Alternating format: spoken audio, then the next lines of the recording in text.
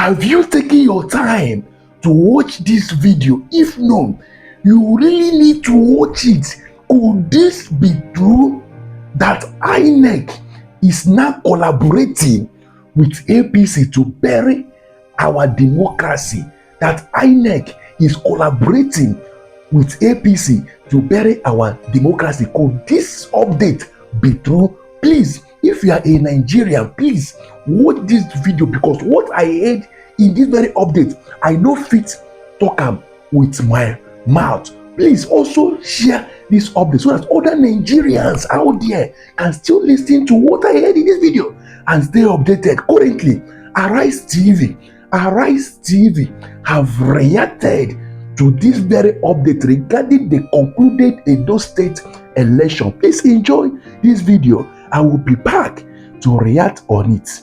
I would tell us, first of all, that there's a provision for a review of results 7 days after the elections, and we put in a notice for review, and it was rejected. It was said that that's an internal review that is privy to INEC only, and so we have no right to ask for that review to be done within 7 days.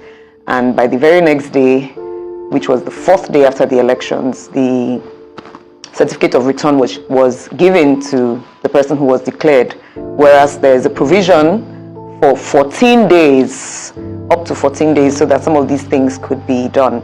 The rest of it, we're going ahead to the tribunal and to the courts and all of that, but just to let you know that we have started making the moves, and we've experienced blocks. As we are saying, it is orchestrated. It's nothing happening is happening by chance. There is an orchestration to stop us and to stop the Edo people, much more importantly, the Edo people from having their mandates received. What sort of blocks, if you like to just this one, I would mention this one. We've made a number of requests for certified true copies and other documents that by law, by the Electoral Act, allow us ask for. But INEC has come up with all sorts of excuses. Some of the details I wouldn't want to go into because they will be taken to the next level legally. And that's unfortunate, because it's not the first time we've heard of such blocks coming into play when it's necessary to prove one side of the story. But what lessons have been learned through this entire experience from the start? Lessons learned. Any new lessons? I'm not sure. Reinforcement of some of the disbelief that we've had in the past, seeing it play out again, and this time brazenly so. From the elections in Imo, Kogi, and Bayelsa, you would see that the Beavers accreditation was even done, was uploaded to the IREV, so you see the snapshots of the ballot, the result sheets, and then you would also see that the Beavers accreditation was shown. This time there was no Beavers accreditation even uploaded to the IREV, so it's become worse under the watch of Professor Mahmoud Yakubu. Constantly, every election under his watch seems to progressively get worse.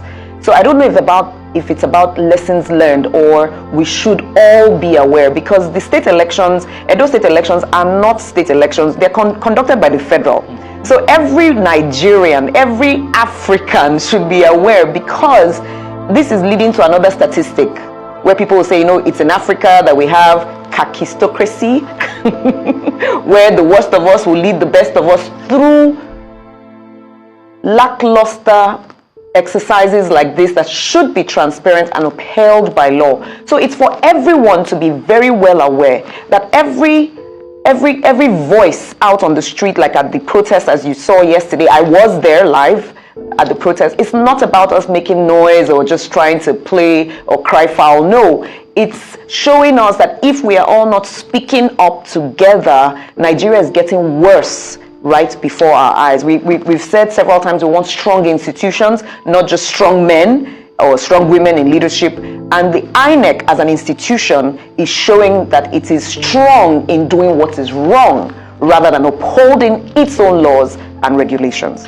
Now, I'd like to know what the security situation was like, at the protest yesterday. We do know that the police have deployed extra personnel to Edo State, to forestall any breakdown of law and order following the aftermath of the election. So what was the security situation like? There were a number of police officers, as the videos will show. I will say that there were fewer than the protest on Monday. When I joined the protest on Monday, I mean, it was a whole crowd of police officers. Minimum count right in front of INEC would have been about 60.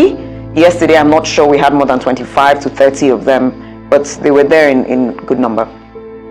And how is the candidate and the rest of the team, how are they faring? And I ask that only because there's a lot of discussion about why maybe individuals don't venture into politics too much. The backlash, the amount of emotional toll, the financial toll.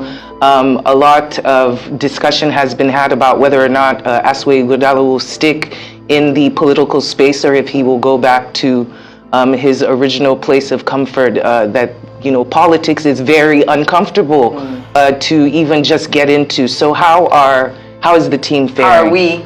Asue Ighodalo is a man of courage and he's a man of boldness.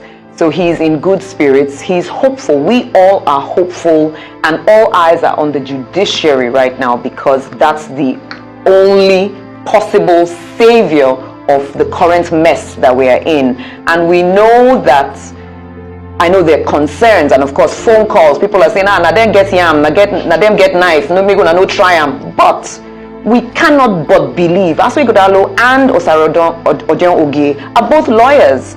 And Asue, over 40 years, very successful at his practice. So he's one who does believe in the judiciary system in our country, and he's hoping that true to our belief, there will be good results to show. We have a new CJ and we're hoping that she would uphold not just the hopes of Nigerians, but also the oath she has sworn to and the rest of the judiciary. So we're keeping our spirits alive and well. People are really saying a lot of, oh, shouldn't we make una? But we can only go forward by trying, because if we don't, then we've all given up collectively on our hope as a country, and it's too late for that. There's only one way to go forward. Now, according to the APC, the election was free and fair, and civil society organizations who said otherwise were politically biased, and their findings lacked credibility. In fact, the APC believed that the current governor was fighting too many battles politically, which ultimately led to the party's loss at the polls. I'd like you to react to that. I would like to use an analogy. You have a phone, and then you go into a shop or you go into a market, a very busy place, and somebody takes your phone from you. And they say, hey, thief, oh. And somebody says, well, maybe it's because you didn't greet your mother this morning that they took your phone. No, can we get the thief? Can we keep issues? There's a thief that has stolen the mandate of Edo people. So anybody who is trying to distract us, or whether we greet person for morning, we no greet person for morning, that person is losing sight of the theft that has occurred. It has nothing to do with Godwin Obaseki or anyone else. The confidence and where we draw strength and joy from is that from every result we were receiving from the polling units, we won the elections. Then it was stolen like a phone in the marketplace. Right now, it is the thief that should be caught. Don't ask us question whether we wash hand for morning. Return the stolen mandate. Don't ask us question whether we greet person, we no greet. Look, those are distractions that have nothing to do with the matter at hand. The mandate of people have been stolen under the cover of darkness because the police was there on hand to barricade the INEC office, allowed only APC members into the State Collation Center, where it is clearly stated here that all agents who include candidates are allowed in.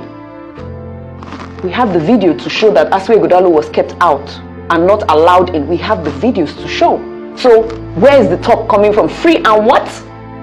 No, it was not free and fair.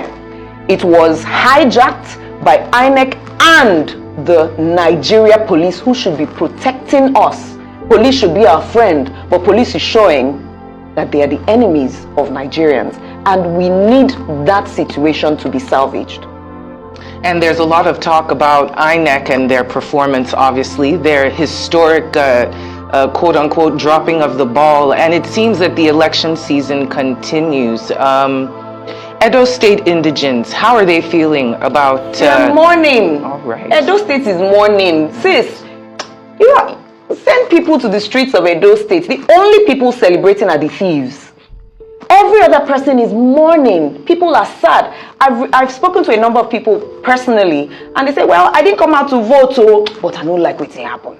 A number of people say, well, I voted, and I don't like what's happen. Edo people are sad because it's should I say broad daylight, night light. It is robbery, whatever, in every shape and form. Edo people are not happy. Edo people want to be able to choose their leaders. Edo people are saying, so why did we go through an election process if anybody could have stood up to say, okay, this is now the leader of Edo State, take it or leave it. So why did we go through that? Edo State people are not happy and want the mandate restored, not because of Edo only, but because of our great country, Nigeria, or at least we still want to believe that we are great. INEC is not dropping the ball. INEC is dropping the whole game. It's more than the ball. It's the court, is everything, plus the players sitting on the bleachers. INEC is not just dropping the ball, it's destroying the game. And it's not just about elections, it's about upholding the image of a country. We cannot keep letting people like this make us feel inferior when we step out of our shores. These are the reasons why the best of us keep trying to leave the country, because of bad behavior like this. So just before we let you go, how confident are you? Let me go. Well, unfortunately, we work with time. So, how confident are you that you'll get justice from the judiciary? You talked about having videos, but I know that in the past, some of these videos were rejected because they were not official. So, how confident are you that you're going to get justice from the courts? And then what does this say about our democracy when ultimately it's the courts that decides, who wins an election? It says that our democracy, unfortunately, is not yet to be trusted. Is not yet a democracy. We're trying different systems. We're trying to make it where we're still like a dictatorship, but we're calling it it's not yet. It's not what. It's a crazy. Full stop. We don't know what word is before the democracy. We believe, from the place of faith and hope, that the courts will do what is right. For anybody who is alive and striving for something, it's the faith that keeps you going, and that is what we are holding on to. We have seen that there are people within institutions in Nigeria who have not bowed to bow, and we believe that people like that are still within the judiciary system. The same way we believe that people like that are still within INEC.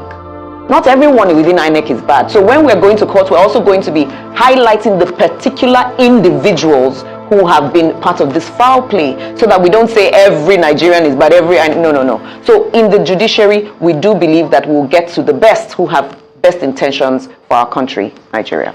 And actually, it's Fela who coined demonstration of grace instead of democracy. So. But hopefully, just as you said, that justice is seen always around, and we'd like to thank you so much, Joyce Daniels, that is the Director of Strategy for the Aswe Igodalo Campaign Organization. Welcome back, and thanks for watching this video. But before you leave, I would like you to subscribe to this channel so that anytime we upload new videos, you get a notification message. Also, I would like you to like, comment, and share this video so that others out there can still partake of these very updates that have been trending online. Thanks, and see you in my next video. Thank you.